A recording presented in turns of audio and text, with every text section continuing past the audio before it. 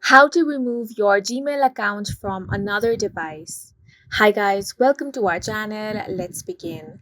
In this video, I will guide you how you can remove your Gmail account from another device. For this, you want to open the Gmail app on your device. Now, tap on the profile icon at the top right corner of your screen.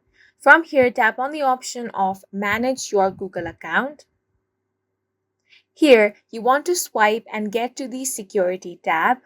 Scroll down and here you have the option of Your Devices. Tap on the option of Manage All Devices. Now you can see the list of devices where your Gmail account has been signed in. If you want to remove any one of that, simply tap on that device. Here you have the date and time of when you were signed into that device. If you no longer want to be signed into this device, simply tap on the sign out option. Here it says that this will remove access to your Google account from this device. Go ahead and tap on the sign out option. Once you do that, your Gmail account has been removed from this device. Now you can follow the same steps for any other devices over here as well. If you found it helpful, please make sure to hit the like button and subscribe for more videos like this.